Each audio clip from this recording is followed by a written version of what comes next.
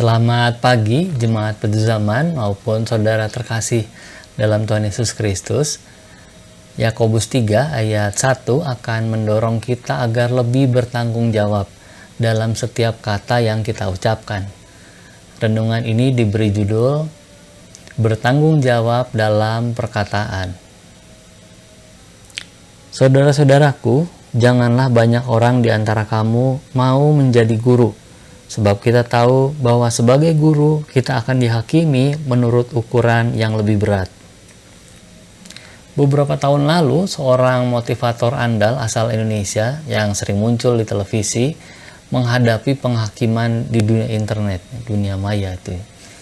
Sebabnya dalam sebuah tayangan lain, sang motivator menuding mantan istrinya berselingkuh, sehingga lahir anak yang tidak diakui sebagai anak biologis. Nah, pernyataan itu berbuntut gugatan pencemaran nama baik dari orang yang merasa jadi anak kandungnya, sampai pembuktian memakai tes DNA.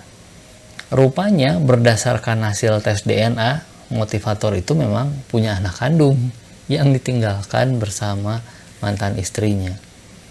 Saudara dinilai tidak konsisten menjalankan motivasi kehidupan yang biasa disampaikan, masyarakat hingga media massa Indonesia menutup karir sang motivator.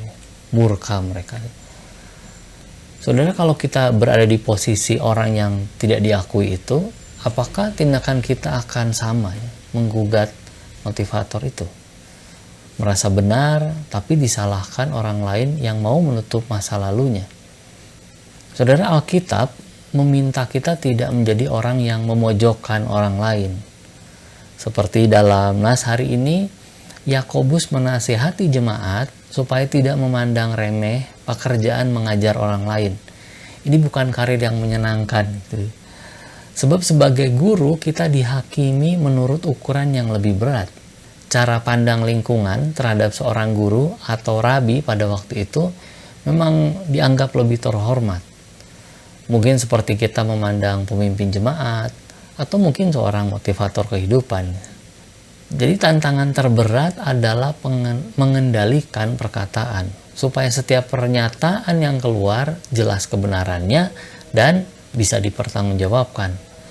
Sebab tanpa pertanggungjawaban bukan hanya si penyampai yang berdosa, tapi orang lain yang mengikuti arahan yang salah itu jadi ikut berdosa pula.